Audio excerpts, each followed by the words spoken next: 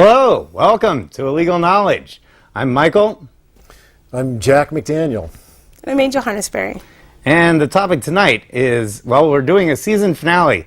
It is Theoretical Physics Rules the World. It's part 2 of the 2-part season finale. Last week we had Keith Deans talking about the physics, and this week we are talking about the implications of those physics. Before we get on to all that, I just want to let you know this is the last episode of the season. We are starting a new season. The show will not be on Fridays and replay on Wednesday, Saturdays and replay on Wednesday. It will now be airing live on Wednesday and then replaying on Friday. Now the times are the same. So we're live on Wednesday, coming up on the on the 12th of March will be the first show. It's going to be called Surveillance and Control versus Liberty and Security. It's going to be the whole season 3 is going to be a versus type thing. You'll see. You can go to the website and look at it, and we'll also be on channel 98 exclusively and 73 Comcast 73 Cox 98 exclusively instead of on 72 and 120. So Wednesday at 9 and replay is on Friday at 11. If you're watching this on Wednesday, then it means that you cannot call in. However, we will be taking calls. We have, if you're watching on Saturday, we have two lines open. You can go ahead and give us a call. We'll be taking calls in about 20 minutes or so. So back to the show tonight. First, we want to say hi, Kyler. Everybody, hi, Kyler. Hi, Kyler. The topic tonight being theoretical physics rules the world. Just first of all, you all know me. I'm the host of the show, producer. We talked a little bit about everything last week and everything like that. I wanted to give our guests here a couple minutes to introduce themselves and their specialties and whatnot. So go ahead if you. All right, like I said, I'm Jack McDaniel. I'm a writer and a teacher. I work with teenagers and sometimes younger kids. I've recently completed, complete being a relative term, a book titled "What If?" A Course in Exploring the Quantum Question of Consciousness with Teenagers. It's essentially experiential philosophy and physics mixture. It's philosophy and science, looking at the question of consciousness and reality in interface. And it's directed to teenagers, but it's really for everyone who needs to know, right? It's kind of the dummy's guide. Yeah. All right. And Gina? And I'm Angel, and I am a student of the Hermetic Sciences as well as Eastern philosophy, including Vedic teachings. And I've spent about the last 8 years researching that as well as the occult sciences, and really delving into behind the scenes, behind the veil of so-called religion that's promoted in our society, and looking for the nectar of what the truth is. And so that's me. Cool. All right. So on the show tonight, we're going to be, going over, in a sense of how we talked last week about, what is the reality, on the ground. We're going to be talking about, what's the reality in the mind? What's the reality in terms of consciousness, in terms of religions describe physics in their own sense, and we're going to try to see if we can bring those together. Talking about all of the other topics that we were discussing last week between time, dimensions, non-locality, entanglement, various things, and how that actually manifests itself in terms of what is our actual practical use for any of this stuff.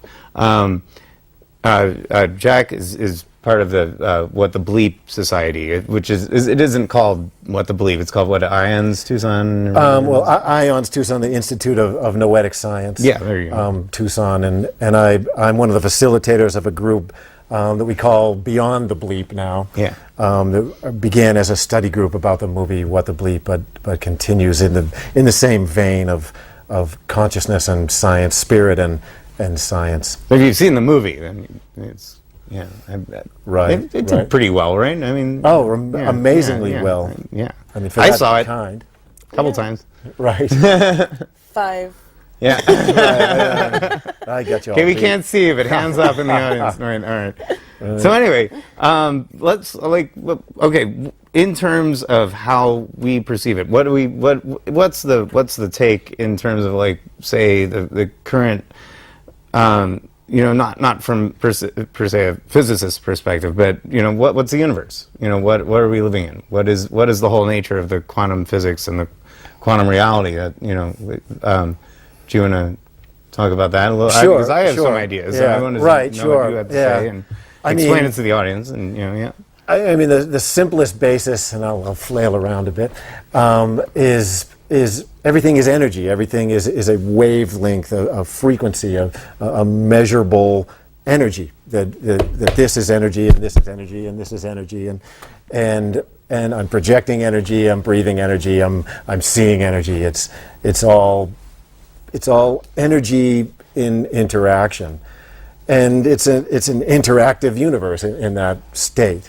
so insofar as that, mass being equivalent to energy, and all Right, of it, right, yeah, like and everything relative, having it. yeah. Because we were talking about the finding the smallest particle, finding what is a superstring, and having it be a one-dimensional vibrating string, which then through that vibrational energy you create the mass off of the energy, because of the equivalency. Right, sure, yeah, sure. Yeah, and so Right. so that's so.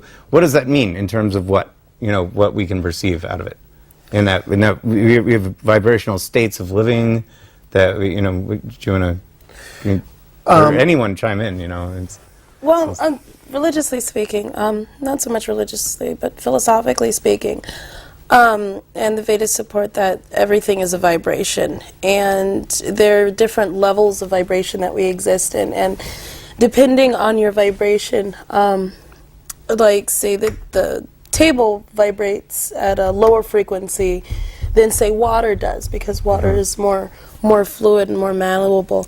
Through the dimensions, there's different vibrations through the whole universe, and Vedically speaking and hermetically speaking, you can use different methods like meditation in order to facilitate bringing up your own vibration, as well as various other methods. And the way that we interact with each other has its own wavelength as well, in the way that we interact with the universe. And we have the ability to control that and to kind of act like a radio tuner and be the master of the frequencies that we send out. And that way we can kind of create what we want. And yeah. Right, we're each the center of an electromagnetic field that's in interaction, it's a rather close interaction right here, and also in interaction with the universe, with you people out there, because electromagnetic field has no boundary, and like you say, it's decreases in intensity as you go right, further. exactly, Yes. right. But like we say, we can tune that by our intention of beingness. So now, what's the difference between that and like aura, say? Or how people say you can Right, color your aura right. and all that. Yeah. It could be that's definitely that- a representation of the frequency that Is you're that a vibrating represent? on. Would you say that it would be, or course. do you think that there's something like, is the aura then just the collective, summation of the vibrations of all the matter in your body, and Not so then much do you matter, have but like I a would conscious say- control over that sort of thing? I would say that it's not just matter, because within the universe there are different vibrations that exist simultaneously. So within our bodies, occupying the same space, there's our astral bodies, there's the mind body, which has our thought process, the spiritual body, the ego, and within this whole thought process, that's how that's created. That's the aura is a manifestation of a combination of all of those, and is sort of like an expression. And just like you have the power to interact with anything in your universe, you completely have the power to change your aura by elevating your wavelength. Right. But like you say, an expression is a really good term. It's like, here's an expression. Yeah. And so it's an outer expression, a view of what you'd be like, but not actually what you are. Exactly. Yeah. All right. It's a good question. I'd love to be defined by their outer right. Now, color. if you can, You got so much red here. Right. so if you can do that sort of thing, like with your aura. Now, that's just like just changing what maybe even you perceive, or maybe some other people perceive within you. How does that work to, like, let's say I want the camera to break. No, I don't want the camera. No, never mind. No, let's say I want this piece of paper to fall off the desk or something. Like, can you do this? Is there like a Lucas type force thing, that you can, The force be with you. it didn't even work, I mean, I'm sure there is, but it's like a whole. I mean, because you're working with it the would seem entire like you're picture. leading to that. Like if Right. that Take me about 10 more years of mastery. I mean, well, right. I'm sure it would take a lifetime to master, but but the point is is that sort of a thing possible? I mean, is that what we're looking at, or is it something that's more limited, or why should it be? I mean, I don't understand. I mean, if that's truly what it is, and if consciousness then can determine this quality of any sort of, you should be able to send that, kind of like Tesla sent energy across wireless. You know? You should be able to do that. Yeah, we are. Yeah. It's just that we're interacting with the whole structure of consciousness as all of us. And people would probably There's have so to many pay influences. attention. Because you Right. can maybe telepathize to people better than you can maybe make this paper fall off the table. Right. And then it would require a receiver in the other person, a willingness which to is receive. not always And what people are thoughts good have at. matter as well. Thoughts can affect the outcome of things. So if you have this guy here who's thinking you can't move that paper, that's going to have a definite effect on whether or not you can move that paper, depending on whose thought process is stronger. Now on Coast to Coast AM, if anyone watches that, and I hope they do, because this show is sort of somewhat patterned after it. Thanks, Art. Anyway,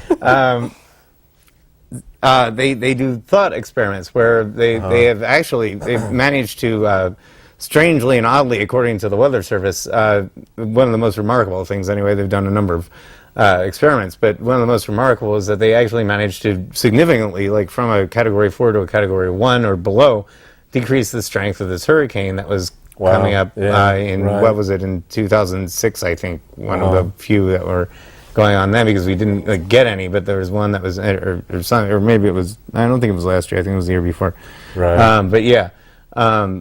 But they actually managed to, there's like, 30, 40 million listeners, so people all focusing on the same thing. Right. I mean, do you think that's valid? I mean, it appears that there's really no way of testing it. Let's see if we can do that's this. That's the trick. Yeah, but there's no way of measuring what was the effect. Was it, It's possible to do this sucking the energy out. Yeah, well, and over a very a process of continued experiments based on that, then we could define a control, and it would be possible to ascertain some measurements from that, I believe. Okay, how would you be able to have you need a separate Earth. It would have a take control. maybe after like 200 hurricanes, then you could develop some sort of control. You could say, okay, this is what it's like when people aren't thinking about it, and this is what it's like when people are. And being able to take in different variables of how the weather is, how far offshore it is. Or you can just look at the past historical, data and then compare it to similar experiences. Right, and then you can. But you can't really make a control group. I mean, then you could move into infinite numbers of parallel universes. Yeah, Well, that's something else that you're going to try to talk about, because Keith Deans had talked about it. He was saying that, and I was bringing up the point that okay, look, if it interacts with this universe, isn't it really part of our universe? I mean, because if it somehow affects us, isn't it part of the universe? Right. And we were explaining that, okay, well, maybe there's like a big, universe within it many multi or semi sub-universes or something like that. And we're in one of those, and maybe they do have, but it's at that point it became a question of semantics. But in terms of I had proposed that instead of time being this one-dimensional, well, I mean, it's still kind of one-dimensional, but in that any number of things can happen, and we're traveling down one of those paths, Right. as is our perception. Right. Because, I mean, I was like, well, you know how space goes across this way, and, just because I'm drawing a pen across the table at that rate of speed doesn't mean that this doesn't exist over here. Or wait, where am I on the... as we go across, Right. Same thing with time. Imagine that this part already exists, Sure. Right. but we're over here. Right. And Yeah. so, Right. I mean, how does that relate into multiple universes? Does that? Well, one idea that That you have- I really enjoy and, Yeah. and in a certain sense is our only solution in a world of like climate change and potential disaster in many ways is the idea of vertical time. The idea that Instead here we are of running moving along, you Monday, Tuesday, jump Wednesday, somewhere else, and right? hopefully there isn't a global warming. Right. Yeah, I know. We've moved into dark ages time. Yeah. But that idea that like a 100th monkey idea that there's enough of a conscious expansion, Critical mass. mass, that enough people have realized a certain level of awakening, and suddenly, blink, we're on this other timeline that has its own history. Yeah. That isn't the history we had. So then we'd suddenly just not realize that? Yeah, we Would wouldn't be yeah. aware of it. Yeah. And then there's the idea that that's happening continuously anyway, which is is really wild. But Well, there'd be no way of showing that it does or it doesn't, right? Because no, you wouldn't have remembered it. Yeah. All of your evidence would be false. Yeah. Right. Yeah. You'd be like, wait, I remember something else happening. Oh, no, maybe I don't. But that's to like the Mayans and the Aborigines, and as well as Eastern philosophy, time exists in a spiral, and not so much in a linear line. And according to Hermetic sciences, there's parallel lines of this existence because we live simultaneously in various dimensions.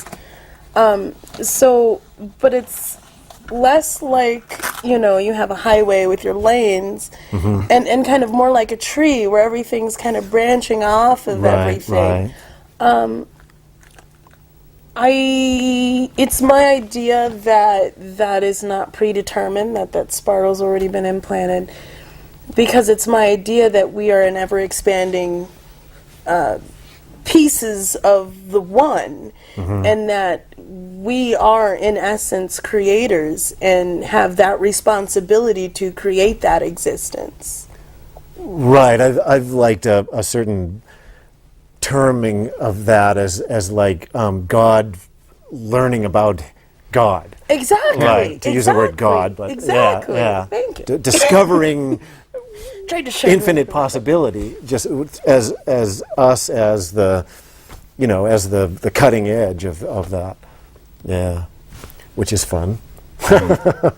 So, well, in terms of like, we were talking earlier about like how to, in the green room, about Right. how to unify religions, like, and I mean, with physics. And, what are the similarities what are the most stark Actually, similarities between? karma.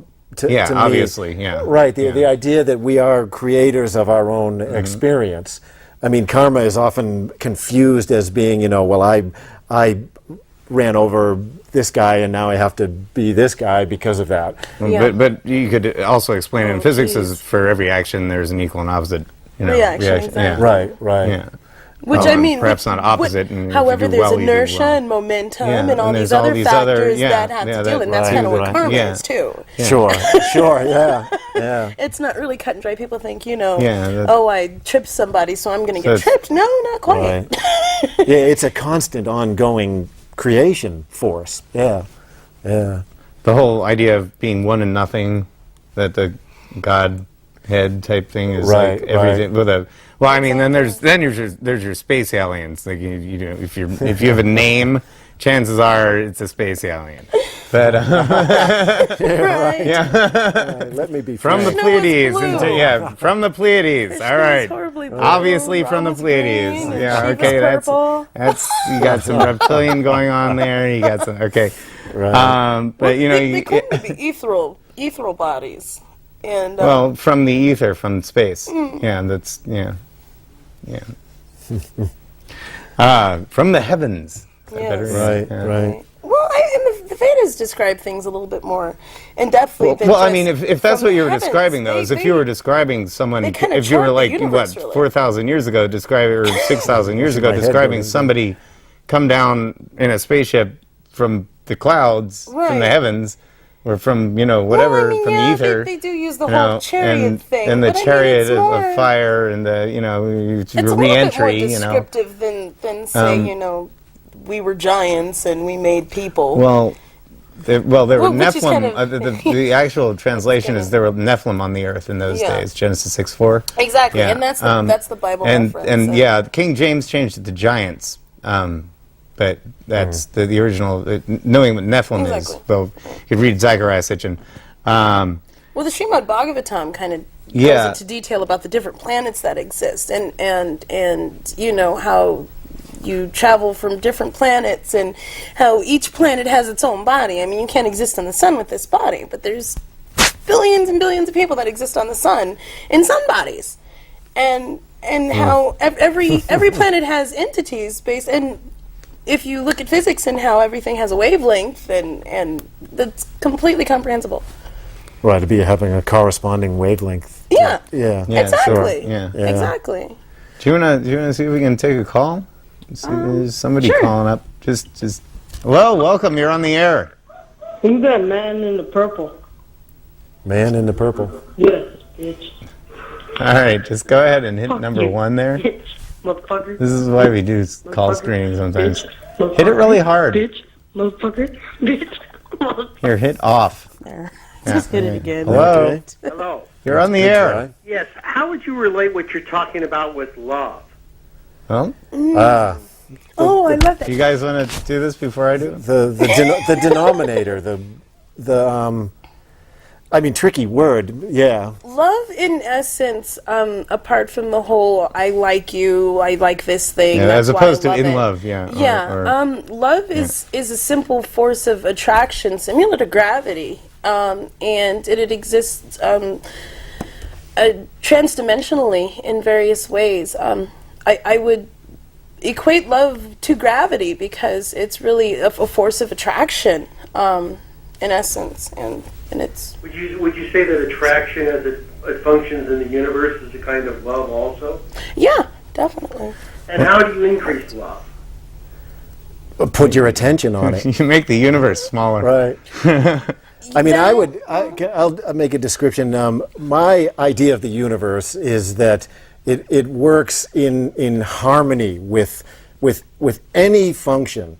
That it's call it God, call it love, works as harmony. Like, you know, when one note works with another, it balances it. Multiplies the vibrations. Right, And- right. yeah. It'd be that idea of karma, that your actions would result in a particular life occurring for you, and it's because the universe is harmonizing with you, and it's like the earlier call, the guy is saying, you know, unpleasant things, and but it's an act of love in the sense that it makes exactly what it is. It reflects exactly. The universe reflects it exactly perfectly, and that's what love is. How do you put attention on love? There it is. There it is. The universe. What is? I would like to That's say precisely. too that Well, it's what you're putting your attention on. It's if you're Putting your attention on reality, and how does that cultivate or increase love? I would like to see that there's two moving forces, one of creation and one of destruction. One is of love and one is of of not love. And here you're talking about the manifestation in duality, which means that there is an is and an is not. In that sense, if you want to create love, you must create things that are creating life, creating things that are anti-destruction. So if you want to create more love, you have to do things that aren't destructive. So that means, the Ten Commandments are a great guide for that kind of thing. Well, the gentleman and the sinner related musical instrument to love. Could you explain how playing an instrument relates to love? I didn't quite grasp that. Well, it's the idea of being in harmony. Like the word yes is an agreement. It's a I'm going along with what it is you want. You can juggle that word and different things you would say. In the movie, yes they had that experiment where they had people saying good words to water. And, right. And when right. yeah, Oh, and when definitely. in the movie What the Bleep Do We Know? You want to explain, because they had various they were saying like yes and various other words, and what were some of the, and then they had also some Right, negative a words. blessing by a monk. And what did they stuff do like to the that. water? Some of them were blessed by Right, they would freeze it and then photograph the a how the dark crystals Formed, how formed the crystals and they And there are found that various the ones different types. and they There's some found that the very ones that beautiful were under all the positive influences of what we would consider but like yes and blessed by a monk and whatnot had really nice symmetrical Very very beautiful. beautiful forms, whereas the ones where you're ugly or whatever was one of my things very random and dispersed. we're just like and Deformed. Is it gross. possible to have a grandiose experience of love? Of Certainly, course. How yeah. do you do that? You go Meditation. You go to the meditation. 7-Eleven and you purchase something, and at the register you completely smile at the checkout clerk. You just give to that person. Okay, that's interesting. And Yeah. you will get a return. Yeah. I mean, at least for a fraction of a Sure. second, I've been he to she several will cake will markets, it's so true. return it because you're in a harmony of you're giving a particular energy, and it's because you recognize that energy in yourself. I mean, love as an experience can only be your recognition of love in yourself. That I would go along with totally, because I wanted to say that one thing that I didn't hear so far that I would definitely, there's definitely a state with it. I mean, if you're all angry and pissed off or something like that, like the earlier call, you're not going to really project anything like resembling love. I mean, if you maintain a higher sense about you and focus and up here and actually and then show that. That's but that's what you're talking about the Right, Hick Clark, absolutely. And totally but you have to come elevating from your that wavelength, state, yeah. so as to elevate others into that state, into that harmony, and the relating of that to someone else is to love whatever that relation is. What is the relation of truth to love or reality to love? Conceptual truth, verbal truth, word truth, and concrete physical reality truth. What are the relationship of those two things to love? Well, really, those are relative, and love transcends all of that. Truth is based on perception, and perception is based on all these different filters that everyone has. There is no real truth. So it's love's duty to go beyond this whole mass lie of our perception, and to see beyond that to the inner workings of things, to see how we connect. I think there are very few truths. Absolute, like I am is probably a very good start. Probably God that's a truth right there. Yeah. Probably God is the truth. Yeah. Well, yeah. And God is love. And God is everything and everything else. And in the way I see it. I think the angelic contemplation considers the nature of God's love, and that's where they get the infinite beauty of the infinite joy they feel. Definitely. I would definitely attest to that, and that's a part of meditation, being able to Yeah. elevate But your anyone wavelength can and achieve your that as well. vibration. Yeah. Exactly. And I you don't think necessarily part of this need is to show that yes, we can do all this. Everything that's presented. Did you see the episode last week? No. Oh, okay. because we had a theoretical physicist on talking about what it actually is, and we're sort of talking about, well, what is the result of what actually is, you know? And it's interesting because it is. It's pretty much what we're talking about. Yes. But So, it's like, and it's how to manifest that. Anyone can do it. Is the big, hey, look, yeah, that's right, you know, sure. And yeah, in that, like you use the word joy. Yeah. I mean, you have a reference for joy. You have a recognition of joy, and essentially, when you're in harmony with something, it's an experience of joy. And so you know how to experience love because you have a reference. yeah. And you just access it. Life is so much of a battle, and there's so many conflicts within and without, and it's a struggle, and human beings are flawed, and the world is somewhat insane. So how in the midst of all that negativity and falseness does one cultivate a consciousness of love given the struggles of life? Everything is an opportunity to project love, and the more you're able to project love over those obstacles, the stronger in that love you become, and Actually, the more that's you elevate your totally true. wavelength, and the more power you have to impact the world around you. Practice, practice, practice. You can look at it sort of like if you're talking about osmosis through a membrane. If there's not a whole lot of difference between the two sides, you know, say the membrane is Yeah, here. that's a good one. If there's not too much of a difference between the two sides, there's not too much that goes between the two. Yeah. But if there's a dramatic difference between the two sides, you start flowing right through there, and you know I guess that being I can brain see rich that. towards love. The love flows towards where there is not love. Well, I guess what I'm saying is, you know, a master at any skill, like the violin, is brain rich when it comes to the mechanics of playing the violin. I guess it's a matter of becoming brain rich when it comes to the reality of love. It's a part of the mind. It's a verbal, mental reality, but it's also a physical part of the brain. Oh yeah, you have to create that Sure. within yourself. You Well- have to reprogram yourself. And Right, neural nets and the whole Okay. chemical process. Well, the idea of feeling like a sensation of well-being, like a serotonin like thing, like within the brain. Right. That's one sort of thing. The question is whether you can, in a daily practice, like establish yourself. Number one, start with yourself. Don't try to go out and do anything until you've got yourself down. Okay. Yeah. Like you must Unless you're start gonna do here this. and yeah, well, yeah, or you can get a TV show. But I jest. But start with yourself, and then What once would you you've medit- mastered what would you- yourself, you can truly. Start with yourself. What would you meditate on, or what would you contemplate? Would you just repeat the mantra love over and over again? Whatever works. you basically. have to go out and practice. You can't just kind of many sit ways. in Yeah. by yourself There's and not- meditate yeah, on there's love. not a That's single kind of- way. Because love is about attraction, so it's about interacting with people, and right when you're about to get angry and cuss at them and yell at them, finding a quiet place inside your heart where you forgive them and realize your responsibility in that interaction and being the bigger person.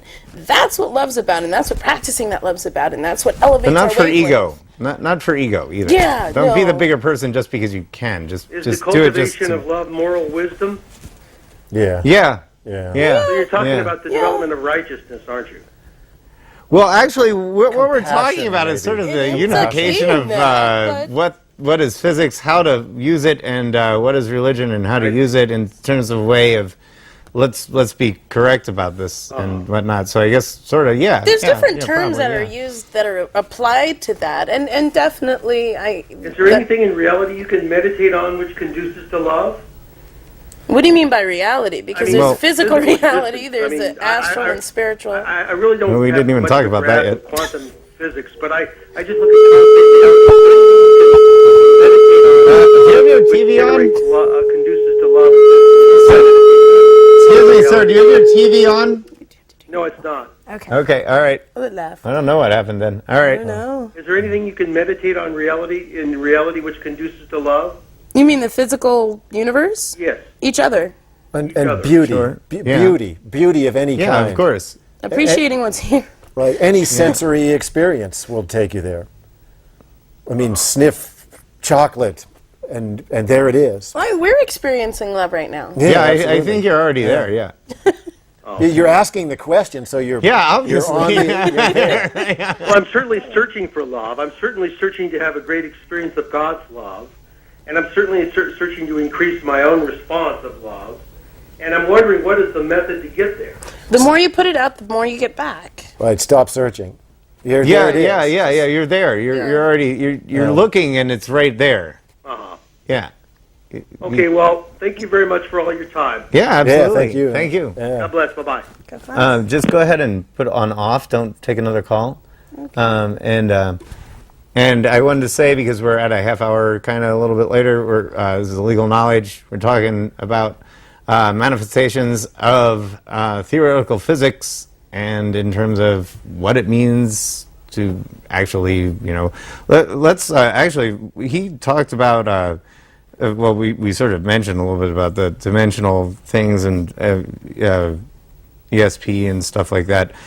We were talking on the show last week about non-locality, and Mr. Deans, or Dr., I guess, Deans, didn't think that it was, he sort of was of the essence that, of the opinion that the universe had, while it may know other things about it itself, it's not for science to say that we're going to trust the universe to know what, but it's been shown through experimentation, but to know what another part of the universe it knows that, okay, non-locality being that this part right over here knows about this part, that they're not local, that this is different from this right over here. And so I was like, well, wouldn't, our experience of ESP, clairvoyance, things where we can, remote viewing, things like that we can do, wouldn't, that be an obvious, experience, a manifestation of having non-locality within the universe, of it being a property, and then dimensionally, between astral. I mean, should we right now we assume that there are 11 dimensions, but that's changed. There used to be 26. Before that there were 10. Before that there were 11. Before that there were 5 and 4 and 3. Because we forgot about time. Right. But do you want to talk about that at all? We can take another call in a little bit. One thing, just in our own physicality, it's become very clear in biology that there's instantaneous cellular communication at the level of wavelength. That the cell at the top of your toe instantly can tell you information, and it's also a measurable by technology. Technological systems of measurement now that have been developed that can essentially look at your entire body from that quantum level of frequency. So by extension, we are bodies of energy in a universe that's doing the same thing. I mean, we're just having that outpicturing, like the idea that the internet is an outpicturing of what our minds are actually doing on an electromagnetic field level. Yeah. So why wouldn't clairvoyance be a possibility, or a definite action? I mean, yeah. Or remote viewing for that matter, which is basically Right, sure. clairvoyance. I mean, pretty much. I mean, Yeah. what's the real distinction there? I mean, really, you're picturing something that's somewhere versus imagining picturing something that's somewhere, right? That's all the same. I know. You're tapping a Maybe larger it's an- information source. What about Yeah. Casey and the Akashic records and whatnot? Do you know Oh, anything right, about yeah. that? Edgar Cayce, Edgar Cayce, right, the yeah. sleeping prophet from Right. the U.S., Virginia Akashic Beach. records are really tricky because it's like a mirror, but it has a smoke screen over it, and really trying to access the Akashic records. The Akashic records are stored in the astral plane. So it's kind of like earlier when we were talking about you have your physical plane, which is solid, and you have your spiritual plane, which is more like water. Well, our astral plane is like a bog. And it's like a swampy substance. And it's really, the symbols are alive in the astral plane, and it's really easy to get led astray when you're in the astral plane trying Well, to... if it's 7-dimensional, it should be pretty easy to get led anywhere.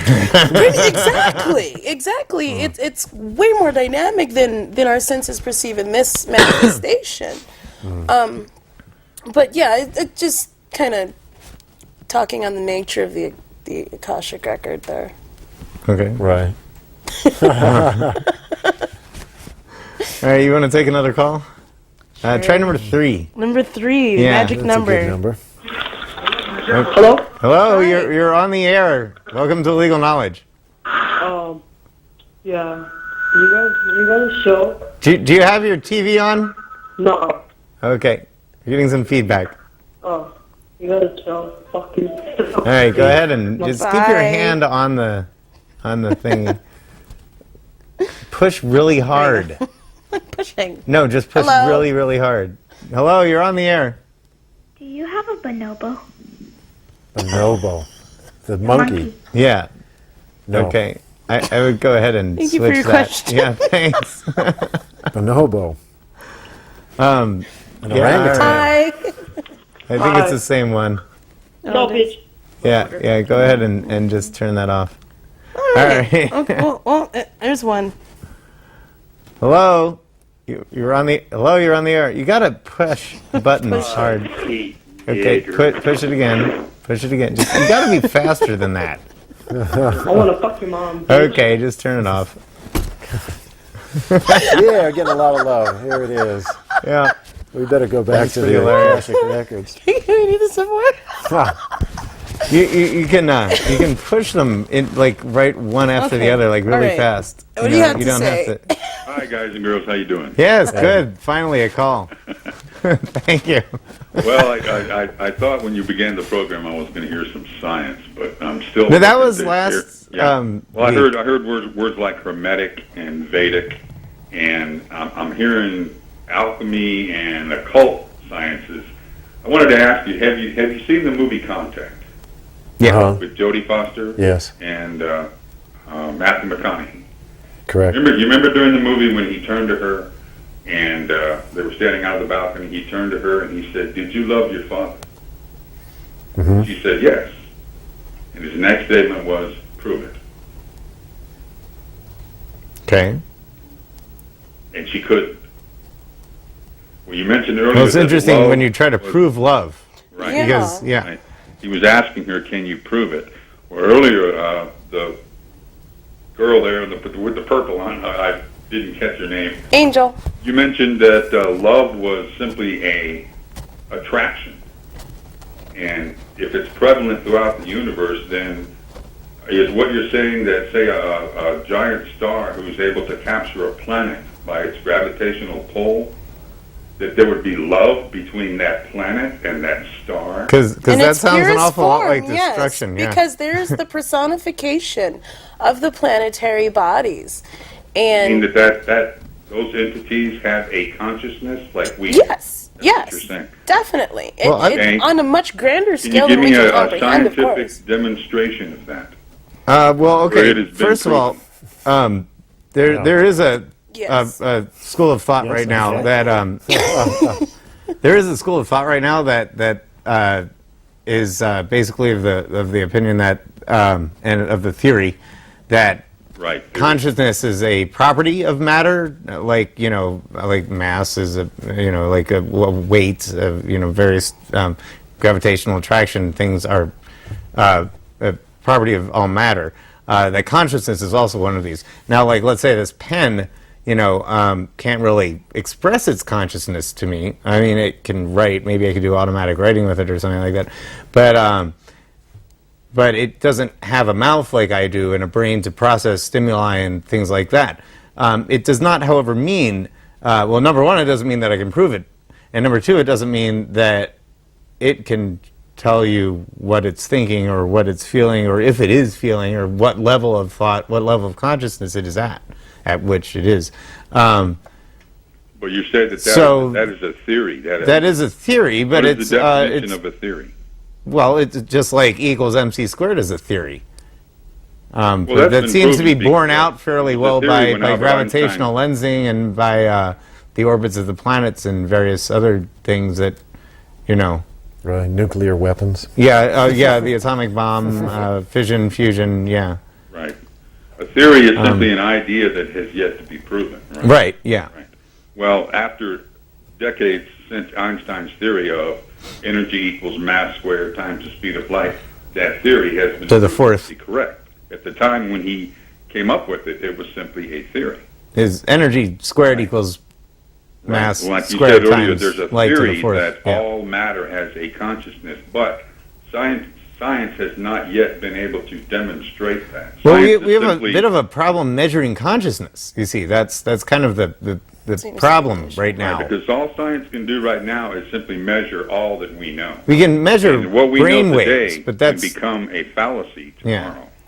Right, and you can count on fallacies continually being created by Yeah, right. by our limited. I mean, like we're speaking in English here, so we're not speaking Russian or any dialect of Chinese. Right. And so we're defining by a limited. yeah. Well, have you heard vocabulary, of course. the statement that says, if something was false yesterday and became true today, it had to be true in the beginning?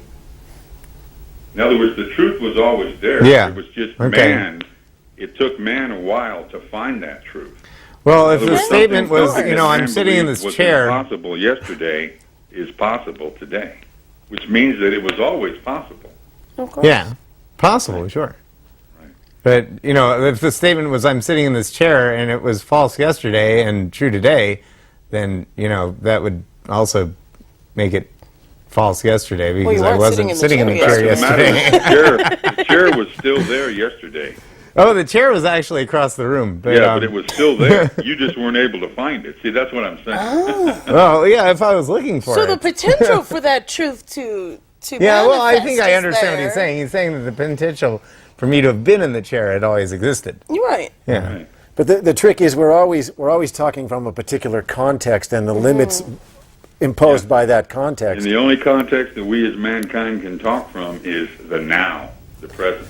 Yeah, in a way, Right. yeah. Right. We can measure the past.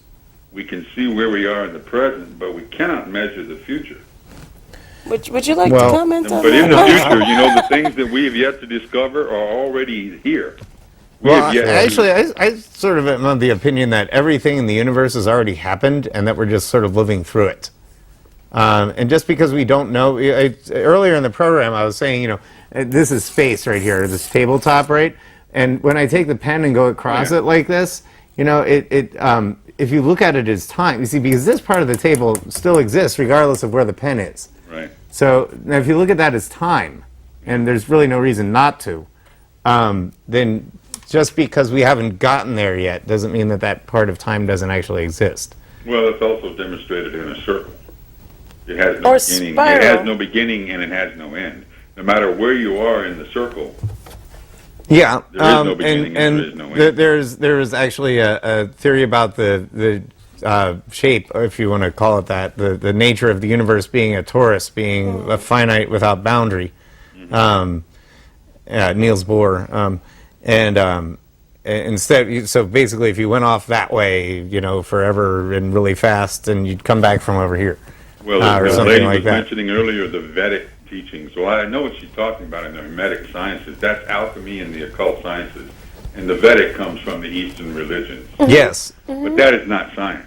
That Well, is religion. What I think is, and Religion has more to do with dogma, and you can dogmatize anything. That doesn't necessarily mean that it is a science or a philosophy. In its purest state, it is science. Well, philosophy comes from philos, the ancient Greek god philos, right? So it means I the know- love I of know- knowledge. Right. Exactly. Yes. Exactly. As You does mentioned that Hermes and the truth Hermetic is relative science. to the perception. Well, I mean, like I said, there's a absolute truth, which is, you could say I am, which is pretty absolute. I mean, because you are. If you're saying that, you pretty much are, So that's pretty absolute. In that But now. to say, I am, that this therefore I pen must is be. this pen is almost out of ink when it's to only say it's soft or it's hard soft or depends on it's your- it just depends on what you think your any of strength. those words are, and Exactly. and that's Well, I'm only when going we by really the need an defini- absolute I only language. go by the definition of words. When people Yeah. say, well, that's what You know it what, means to unfortunately, we you. don't have enough time to Okay, talk, all right. but thank you for your call. Okay. And thank you. One thing, what really quick, 5 seconds each, what are your predictions for 2012? Anything? Is it a big circle? Do we just go around? Oh, awesome. Awesome. Go ahead. You got 2 seconds. We reach another All right. threshold. Bye-bye, everybody. See you next week.